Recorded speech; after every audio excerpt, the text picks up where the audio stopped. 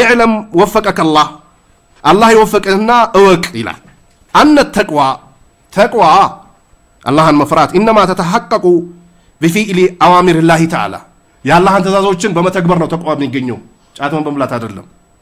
ያ አላህ ትእዛዝ በመፈጸም ብቻ ነው ተቅዋ ሊገኝ የሚችለው ይሄ ነው ቅድም ንገራቸዋለሁ በተለያየ ነገር ተቅዋ ገኘ የሚሉ ሰዎች አሉ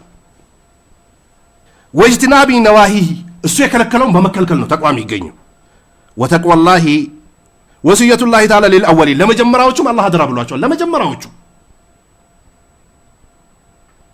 ተውራትና እንጂል ለተሰጡ ሰዎች ናቸው ይላሉ ሁሉንም ያካትታል ወለአኺሪን እኛም ጭምር አደራ ተበለናል ምን በሚል كما قال تعالى الله لك اندالو ولقد وصينا الذين أوتوا الكتاب من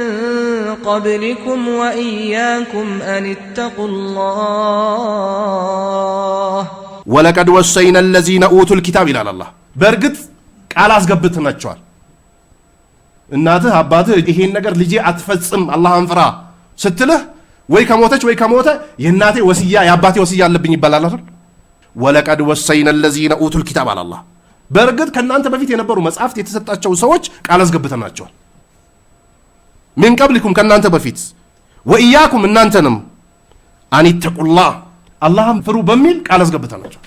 የሰው ልጅ ሲፈጠር አላህ አለስቱ በረብኩም ሲላቸው ቃሉ በላ አንተ ነህ ጌታ ነህ አሉ ቃል ገብተዋል ከተዘሩ በኋላ ሐሳባቸውን አቂዳቸውን ዘሩትና ተበተነባቸው وقد فسر عبد الله بن مسعود برغت عبد الله بن مسعود ተርጉሞታል ተቅዋ في قوله تعالى الله በተናገረው ላይ اتقوا الله حق تقاته አላህን ተገቢ የሆነ ፍርሃት ፍሩት የሚለውን ቃል አይውጣ فلا يؤسى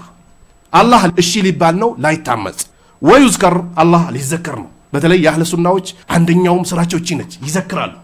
የጧት የማታ ዝክር የቀን እኩለ ሌሊት የሚባል ዝክር አለ ስንተኛ ስንነሳ መንገድ ስንሄድ ስንመለስ ምንላቸው ዝክሮች አሉ አላህ ሊወሳ ነው ላይረሳ ወይሽከር ፈላ ይክፈር አላህ ይመሰገናል አይካድም ይሄም ተፍሲሩ ጠበሪ ከታች 7ኛው ሙጀለድ 65ኛው ቁጥር ላይ አስቀምጧል ወሰነዱሁ ሰሂህ ዱዓቶች ወይም ደግሞ አንዳንድ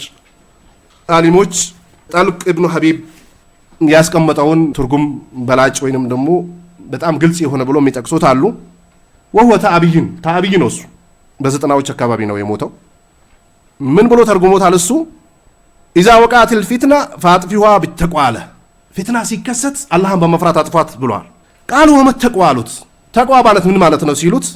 አንተ አመለ ቢጣዓት الله በአላህ ትእዛዝ ልትሰራ ነው አላ ኑሪን ሚን الله ካላህ በሆነ ብርሃን ተርጁ ثواب الله ያላህን ምንዳ ከጅለህ وان تترك معصيه الله على نور من الله አላህን ማመጽን ልተው ነው ካላህ በሆነ ብርሃን ተኻፉ ኢቃብ الله ያላህን ቅጣት ልትፈራ ብሎ ጠልቅ ኢብኑ ሐቢብ ልክ ኢብኑ ቀይምም እንደተጠቀሰው ነገር ግን ጠልቅ ኢብኑ ሐቢብ እርጃ አለበት ይላሉ አሊሞች ሙርጂእ ነው ይላሉ ኢብኑ ተይሚያም ተናግሮበታል ሰይድ ኢብኑ ጁበይርም ተናግሮበታል ሰዎች ራሱ አብሮት እንዳይቀማመጡ አስጠንቅቆበታል ስራ ከኢማን ውስጥ ሚካተት አይደለም ብሎ የሚል እምነት ነበረው አልአመል ላ ይድخሉ في الايمان ይል ነበር